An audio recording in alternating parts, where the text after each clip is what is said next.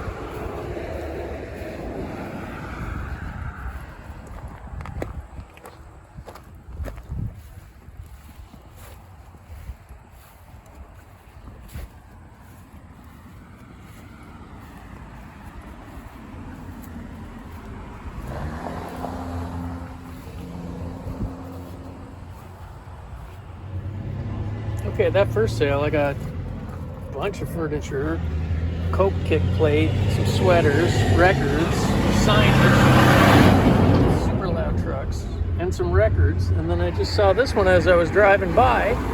Again, this is a Friday. That doesn't happen around here much. And I got a Tonka truck and a really cool bag, not the most of like paper ephemera for like cheap. So there you go. Show this stuff when we get back. Okay, so the shop is closed for the day. It is Saturday. For those who don't know, my name is Jay. I have owned a brick and mortar retail store in Dunnville, Ontario, where I sell vinyl, vintage clothing, mid-century modern furniture, vintage toys, advertising pieces, advertising signs, you name it. If it's caught my eye, I bought it, and some of it I sell. A lot of it I keep. Kind of a hoarder. I'm okay with that. But this week, there were no garage sales on Saturday. And I've gone over this before. I am, just so you know, the store is called Time Capsule. I am located in Dunnville, Ontario, Canada, which is in southern Ontario. We are basically right across the lake there from Buffalo. Not even, they're just sort of kitty corner to us. And it starts getting cold this time of year. And so you don't see as many garage sales. There have been a few little hangers on here and there. I got a few things. It wasn't enough to make a video about. I'll probably actually include them in this. But yesterday, Friday, which again, kind of unusual, 2 garage sales popped up on Marketplace. So boom, off I went. And I ended up getting some stuff. I mean, they showed records in the ad, so naturally I was gonna go. And I think I filmed at both. There was a second garage sale I hit on the way back, and I think I filmed at both. So you'll get to see some of that. That might have been before this introduction. I'm not 100% sure how I do things when I edit. I don't know how to edit. I'm over 50. I'm like 55, 54. I can't keep track. But I don't know how to use the machines that they give me on this thing. But I just press buttons and things happen. And so then I throw it up there, and that's why the quality of these are never that great. I will fully admit it. It's more about the content. I like to think I get some cool stuff for you to look at. And I don't think this one is any different. There is some pretty interesting things that I ended up finding. Like I said, I got some records. I actually got like Teak furniture. That doesn't happen very often. I got an old advertising sign, that, old Coke sign. That doesn't happen very often anymore, out in the wild, as they say. But we'll go look at that stuff now. I should mention, the first guy that I hit was a bit of a picker. And his prices weren't garage sale prices, but they weren't retail. There was enough meat on the bone there, I think, for a lot of the stuff I bought. So that's why I bought it. The other one, same thing. She used to set up at a flea market that I used to set up a long, long time ago. And now she just does these garage sales in the front of her lawn. And she says she does just as good and doesn't have to pay fees. So there you go. We'll go have a look at that stuff, what I have there now. Some of it's going to be in the room. And then some of the stuff's going to be out here in the storefront because I don't have room for it in the room. But we'll go look now. Okay, here's a lot of the stuff, sort of higgledy-piggledy. I just said higgledy-piggledy. I don't even think old people say that anymore. Yeah, not very organized. This isn't actually from it, so we'll get that out of there. So, yeah, basically, I did get some records at that first garage sale. He had a lot. He had, basically, it was $3 each or 2 for $5, and he gave me a bit of a discount in the end on everything. So these were even less. Some of them were more personal things than actual stuff that will resell for good money, but there's some good artists in here. This I just bought because I love the cover. This one is Sesame Street songs, but you've got Dr. John on there. Like, I love Dr. John. And who, George Benson. I'm not a huge fan of a lot of the other artists that are on there, but it's worth it for the Dr. John track on there for me. This Norman Blake, he is sort of a folk country artist. It's sealed, and this is the Canadian version on Stony Plain Records out of Alberta. I've actually got a few things off them over the years, and that's actually fairly valuable. You know, an open copy sells for around $30. I don't know what a sealed one would be. I mean, it does have the punch hole in it probably from a delete bin, but somebody want that. The rest, I get asked for Bonnie Raitt records all the time, and I rarely find them. So when I can pick them up, again, not a huge amount of money on these, but it'll make some of my customers happy. And at the end of the day, that's one of the goals that I always want to try to do. So there's another Bonnie Raitt. There's a little later one. Ray Parker Jr., the man who wrote the Ghostbusters song, was in a band called Radio, which not a lot of people love. And this is a nice piece of like 1980s chunky funk. Like it is a good record. So yeah, there's another Bonnie Raitt. Now, I love Emmylou Harris. I have a lot of these. Some I don't actually. I don't have Angel Band. Some of the later stuff I don't, but earlier stuff I have all these. But I just want to pass on good music to people, so I couldn't leave them behind at like $2.50 a record. So a lot of these are going to end up out in the store. Oh, Luxury Liner's so good. This is another one I don't have, one of the later ones. Cimarron, Blue Kentucky Girl, which is like, I will argue, one of her best records. The Ballad of Sally Rose, Quarter Moon in a 10-Cent Town, and then White Shoes. So yeah, again, they were, I think it was $40 total there. You know, not a lot of money to be made on them in terms of things, but I get to pass on some cool music to people. Pretty happy about that. And in the end, it was a little less than that because he gave me a group discount on stuff. So one of the other things that he had there were these two signs. Now, I am not 100% sure if there were a lot of Mother's Pizza places, restaurants outside of Canada. I know they did have some in England. I know that they did have some in the United States, but I don't know how many. But if you were living in Southern Ontario in the 1970s and 80s, like your big family night out was to go to Mother's Pizza. It was, they did takeout and everything, but they had restaurants that were done in this like old-timey style, with like faux Tiffany lamps hanging above the thing. They had all old black and white photos all over the place and near the booths.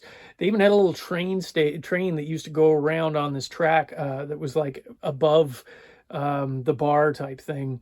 And it was so good. As a kid, you were so excited when you were told we're going to Mother's Pizza. And they did, it was sort of like it wasn't just pizza. They did pasta, obviously. So you can imagine how excited I was when I saw these two guys sitting at the table. It was actually under the table because I'm going to show you something else I got. And he said, well, if you're looking for signs, you might want to look at these. And unfortunately, he said his brother took the big centerpiece to this, which would have been Mother's. But these were menu board signs that were in the store. I mean, you can look at the prices, like $3.19 for lasagna. Meat sauce topped up with meatballs for $3.15 for a whole order.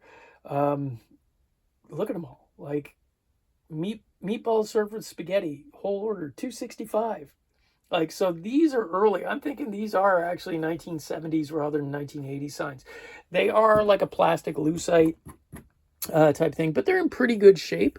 They don't appear to be cracked. There's a few little scuffs and stuff on them, but that's going to be here. And then this one here is the classic because this covers the pizza. So there's Grandmother's Pizza. 12 slicer was $5.75. Mother Nature's, that was a vegetarian one, which, you know, pretty progressive, but it was the 70s, so there were a lot of hippies about still. And then you can see the Mother's Pick and Mix pizzas, which, you know, for any one item, cheese and sauce was just $3.30 for a 12 slicer. And then you could go up to $5.75 if you wanted 6. I mean, my God. It's bonkers.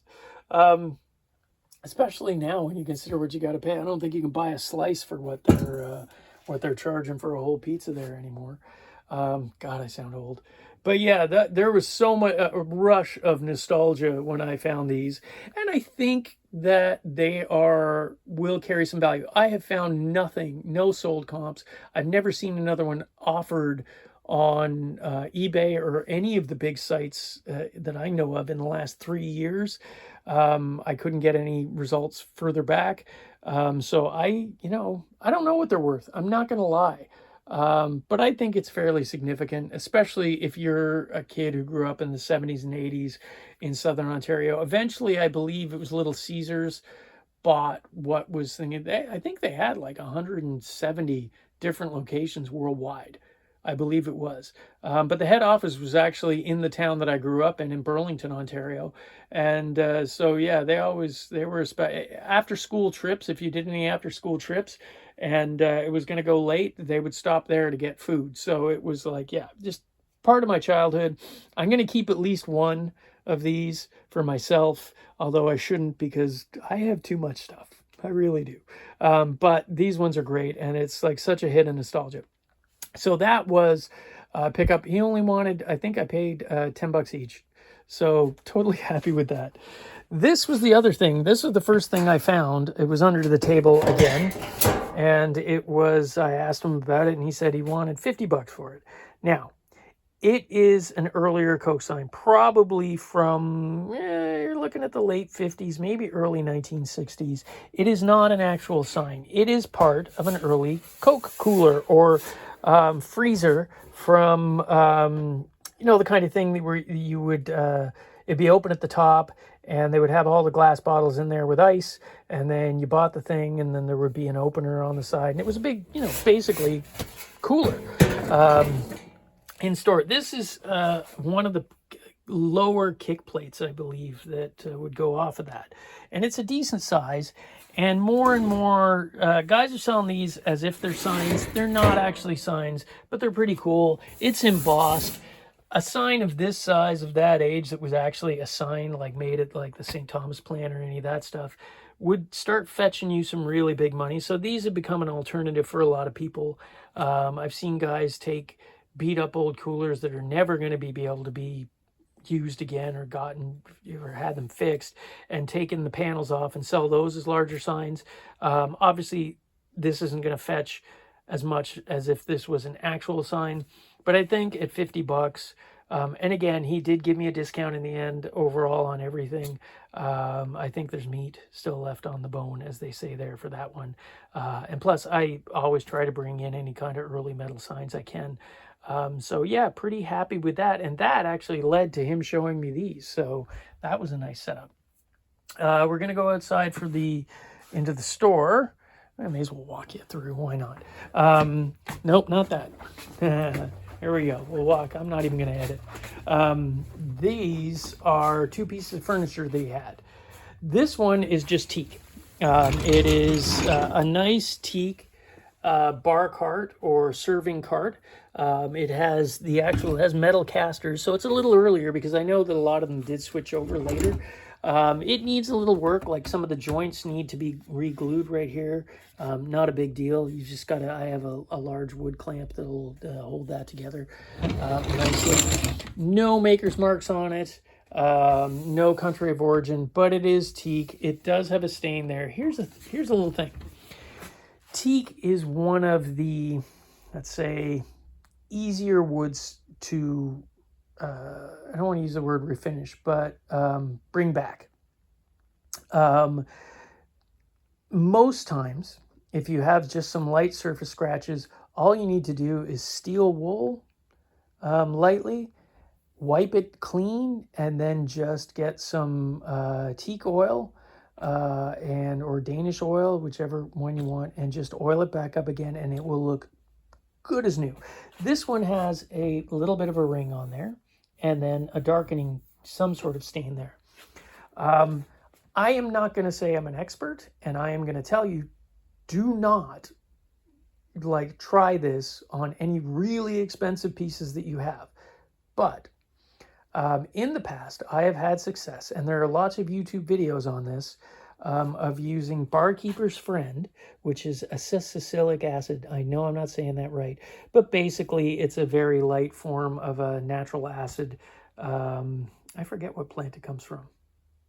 Yeah, I couldn't tell you, but it does. You put that on there for a little bit, and then you wipe it off, and it will take a lot of that out, if not all of it. I also will do a light wash occasionally over the whole thing, and it will bring a unified color back to it. It'll sort of get rid of this stuff and make everything look one similar thing. Then you repeat. You steel wool or sand lightly, very lightly, because a lot of these, especially some of these Canadian pieces, because I'll guarantee you this was made in Canada rather than Denmark, have a very thin veneer on the surfaces. Although the rails on this are solid, the surface is probably a thin veneer. You do not want to sand through that, so very light sanding, preferably done with steel wool because that's just a lot better. And then repeat that process of just oiling it after you steel wool it and clean it, and it will come back good as new. It really will. So he wanted $50 for this. In the end, I bought this and the other piece. I think he dropped it down to $70 for me for both, which I'm pretty happy with. Now, this is a different beast. This, he thought it was a Danish mark, but it's actually a company on there called RS Associates. They were based out of Montreal. They did do a lot of work in teak furniture. They did some really great things for Expo. They have what they call, I think it's, I don't know, I think it was cocktail table was the original name, but it's actually a coffee table, and it has sort of a cut through section, so it almost looks like it's floating over top of these two teak pillars, and they're really well known. They're really great pieces. They did a lot of interesting stuff.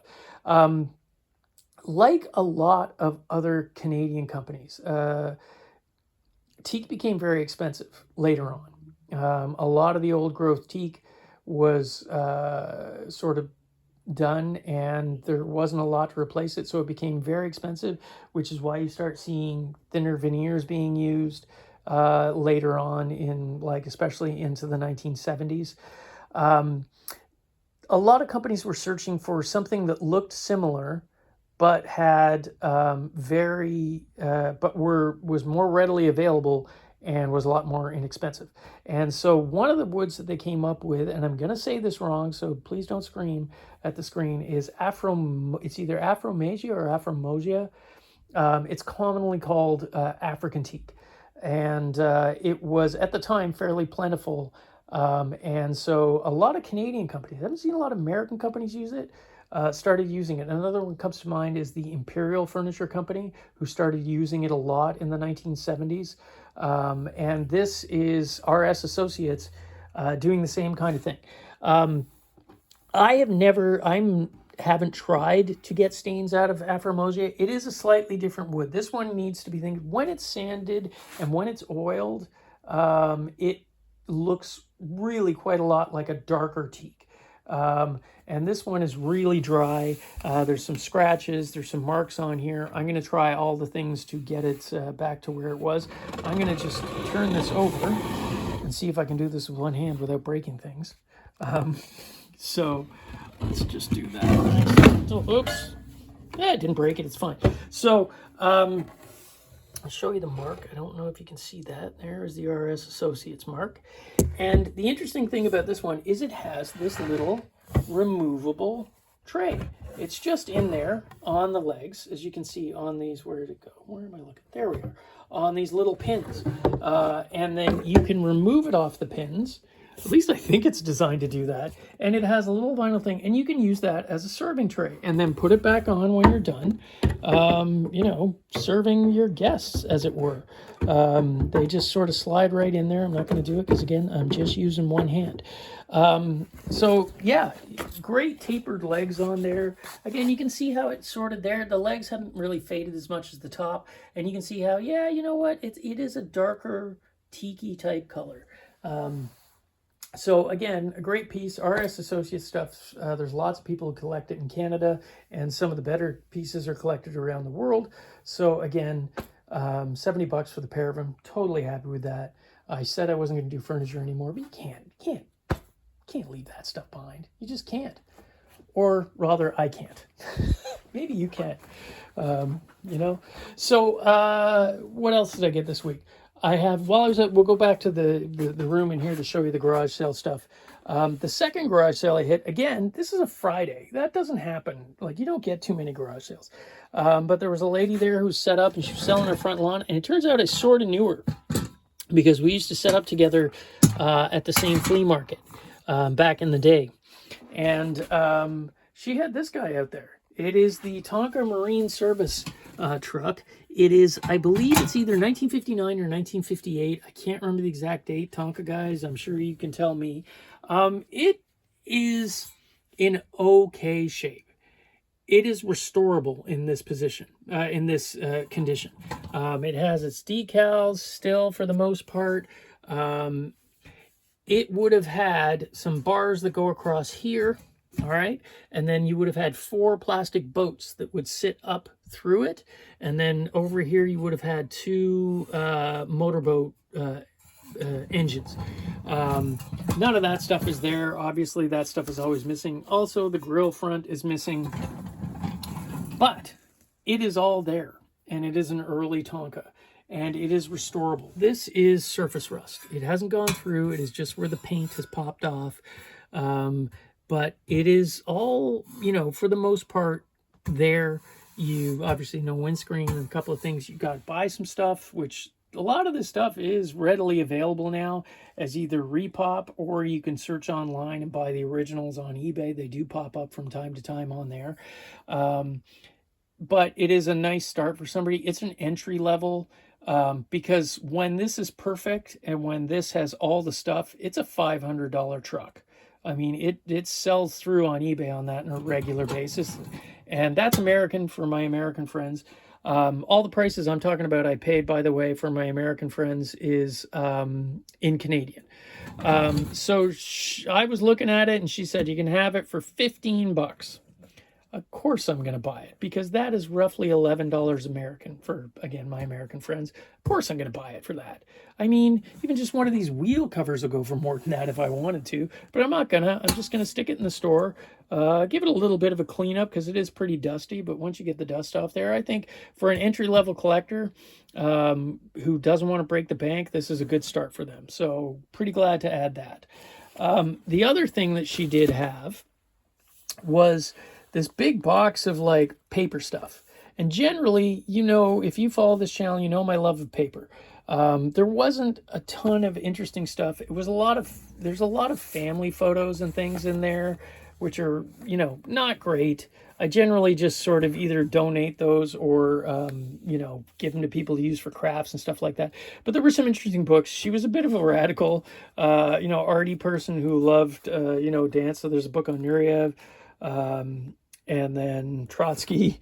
But yeah, there was also some photographs in there. I think photographs are one of the things, early ones, that are, it's the subject matter. Don't think about the people, think about the subject matter. This one is great. It is, you got guys in diving costumes with the diving helmets right there. Not costumes, that's actually the real deal. Obviously at a shipyard. Flapper girl right there, full hair and everything. This is a photo postcard from Long Beach in Port Colborne, Ontario. Photo postcards always do well. This is about the cars. You look at the cars in the background. These things sell to people who collect cars or have these cars because they go as great. There's an early Volkswagen. Hard to tell, but I think it might be a split window. Not 100% sure, but pretty close.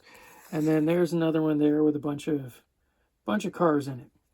So Expo 67 program. This is awesome because it's just, I love Expo 67. I'm not going to bore you with why, but if you go back, you'll find out why because I talk about it a lot. And I love these.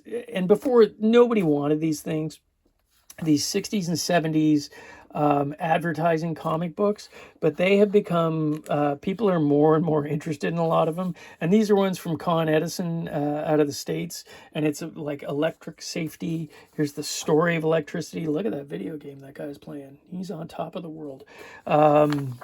Edison's dilemma. And then more Edison. And then an electric talking picture. Yikes. So yeah, 1975, Consolidated Co. A bunch of Expo 67 postcards, which are great. The passport from Expo 67 with a lot, I'm not going to show you the name and stuff on there, but a lot of the passports have, from the different countries, have been stamped in there, which is pretty great. This is the official guide, so that's pretty cool. And then some military pictures. This one is from 1914, so pre-World War One. Well, actually, right around World War One, when Canada would have been entering in that. So that's probably why the guy got recruited. And then a couple more, which are obviously not the same guy, I don't think, but of the same era. And you know, for military guys, it's about the uniform and things like that. So great piece. These are not something I got. Those are things that I just put on hold for people. And then there was these two books. One is missing the cover, and this one has the cover. It's called I Am Sensation. And they were like a poetry art book from like the 60s. And I looked up online, like some of these are sold for like $25 and $30. So that's pretty cool. Glad and plus it's interesting because there's weird graphics in there too. And it, you know, all kinds of different, there's poetry and movie reviews and just interesting counterculture stuff. So I love that stuff. So that was good. That was $10 for all that. So pretty happy with that. You can't go wrong with, you know, oh, here's another one from there. Not my cup of tea, but another photograph in there. It looks like it was a funeral parlor display because I don't see a body in there. So it's open casket. So I think this was more like a funeral parlor showing, you know, what they could do for you. Look at that old lighting in there. My goodness. So that's kind of interesting. So that was it for the Friday garage sales. Pretty happy because Fridays, you know, I don't usually get a lot of garage sales on Fridays. The week before I did go out, there were a few, but nothing great. But I did get a few things from one guy. And I did get something from a thrift store, which I'll show you now. So these, I'm pretty happy with this. This is pretty cool. This is these early 1970s or 60s. I don't know the exact date. Iron-ons. Does it have it on there, a date? No, but I'm going to say 60s or 70s because there's things like the peace sign and peace symbols and stuff like that. So sadly those aren't in there. I've got stop, which is pretty cool, a whole bunch of them. Half of these are sealed. Yield, warning, dangerous curves. That's a classic, right? Clearly somebody tried to sell them at 25 cents and it didn't happen. And then just, I don't know what that is, but it's a pretty cool little symbol. And then butterfly. Unfortunately none of the peace ones are in here because I think those would be the easiest ones. So yield, more stop signs, more whatever that is, quite a lot of whatever that is, and more stop signs. So yeah, it was $2 for them all. So you know, you can't go wrong. I mean, honestly, when I've said this over and over again, my trigger word is like a couple of bucks, or $1. Like I will buy anything if you tell me it's $1, anything at all. But when one thing will pay for all the things, just do it. I mean, $2, come on. One of these is going to probably sell for, you know, between $10 and $20, you know, because it is essentially new old stock. And who knows, somebody might get some early single stitch new old stock shirts and iron these on and then put them up as vintage, you know, iron-on shirts for like $30 and $40. So there you go. You never know. Anyways, I grabbed them all because I just thought they were cool. Plus, I just, you know, I love the graphics. So that was one thing that I picked up there. Pretty happy with that.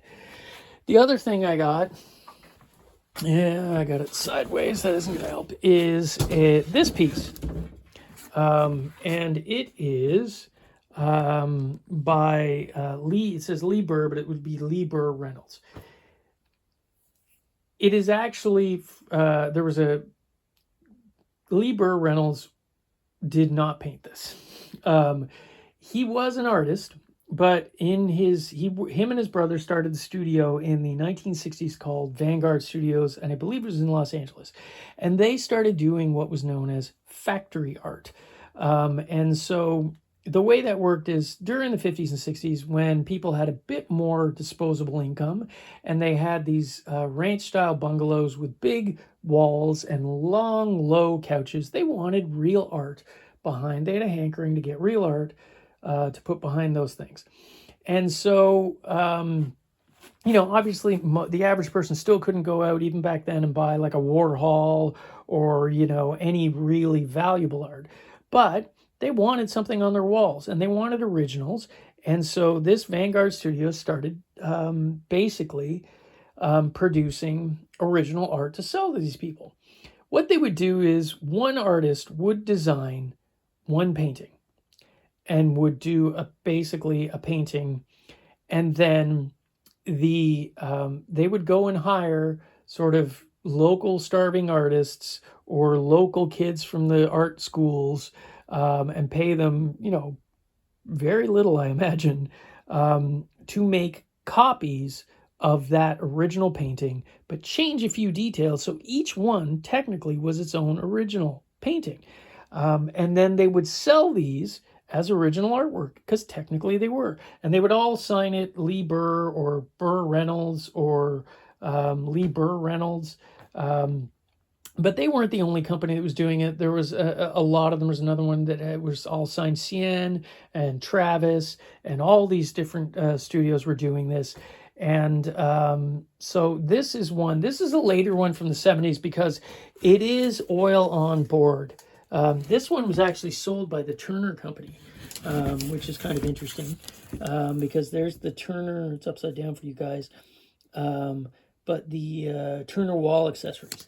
And I won't go into the history of Turner wall accessories. I probably have done it before, but this is it. You can see it's actually painting on there. You can see that's raised, and they would just go through. Now this one has some damage, some scratches, some things like that. It was $2. It was $2. It was $2. Of course I'm going to buy it for $2. I mean, what do you somebody with a lot more talent than me would easily, because that doesn't even look like a scratch. I think that's just a scuff. That might just wipe off. That clearly is more of a thing. But somebody could repair this and hang this on the wall. I have sold ones of similar size like this for upwards of $300. I have sold the earlier ones that were on canvas for upwards of $600 before. I don't think this one's going to fetch anything like that at all, obviously. But again, for somebody who doesn't want to break the bank and doesn't mind a little bit of damage here and there, but wants something cool to hang on the wall, there you go. Sometimes it's about budgets. We have to face, we might have like champagne taste, but a beer budget. And this is, the High Life. It's the equivalent of Miller High Life. I don't know what I'm talking about. Okay, so one of the other things that I got, and this was at a thrift store, was one of these. Years ago, you couldn't give these away. But now they're calling it Hollywood Regency, and all the brass and glass stuff is coming back. It's probably already gone at this point. But this wood, as you can see, that's the centerpiece. Yes, it has a lot of tarnish, and it's not rust. It is tarnish. Well, maybe a little bit.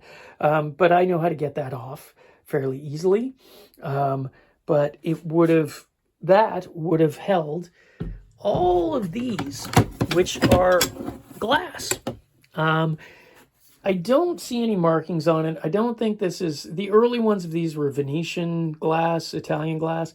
I don't see any markings on this, so I'm not going to claim that, but they definitely are glass. They have little hooks, and you would hook these onto the end, and they would be sort of throw off a prismatic type light. You would hang them all on here in almost like a waterfall fashion. It is heavy. Like, if you're going to hang this thing, you better find that stud, because like this box of glass, and I'm assuming we're all, they're all there. I haven't done the full count. That is a heavy box. So you better find the stud when you're hanging that thing. But if you do, it is a wonderful lamp. It does have quite a beautiful effect when it's all lit up, especially like in a foyer, or if you have like when you walk in and you have like a set of stairs right when you walk in, hang it down in that. It looks great. These things are selling on eBay for 10 bucks each alone. So you can just imagine. I'm going to clean this up, and I don't know what kind of pricing to stick on it. But I think I paid like 25 bucks for it at the thrift store. And I get the tub. Christ, a tub will cost you that now anyways. So that was it. That was my last sort of couple of weeks of buying. Like I said, it is that time of the season where there are few and far sales, so I'm glad to be able to pick up anything.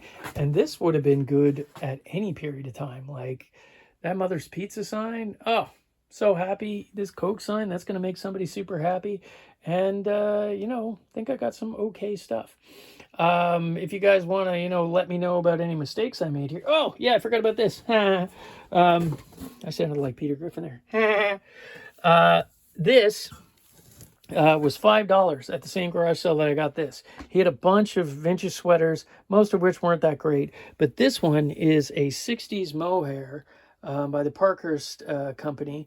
And the reason why I bought it is that Kurt Cobain wore a red and black striped one that is almost identical to this, except this one is green thingy. But still, go online, type in Kurt Cobain sweater, and prepare to have your jaw drop to the floor. His cardigan, his original cardigan, just sold for something like, I don't know, like hundreds and hundreds of thousands of dollars. The one he wore on the MTV thing, kind of pukey green. Very similar to this, actually, in color, now that I look at it. That was a mohair cardigan. The original sold for that, but sort of other versions of that, original ones from back in the day that he didn't wear, are selling for $300 to $500 and selling for that. The red and black one, they've started remaking it. Companies have started remaking it. It became that popular. But originals on that sell for a couple of $100. I don't think it's going to get a couple of $100, but I think somebody will want it. I wouldn't be surprised if I could get 75, maybe even 100. It's got a few holes, but honestly, so did Kurt's one. Curd. So yeah, that was in there too. So again, lots of great stuff. Really glad I got out. If you want to leave a few comments, I'd love to listen to it. I'll put links to the store pages down below the description area, which you can, you know, join some of the store pages if you wish, or just drop by. I put the hours up there. If you're in the neighborhood, lots of people do that now. I have tons of fun talking to people. And I am super long-winded like I am in my videos, and they will tell you that. So there you go. Hope you guys are able to find some stuff on your digging around on the dusty corners. Bye.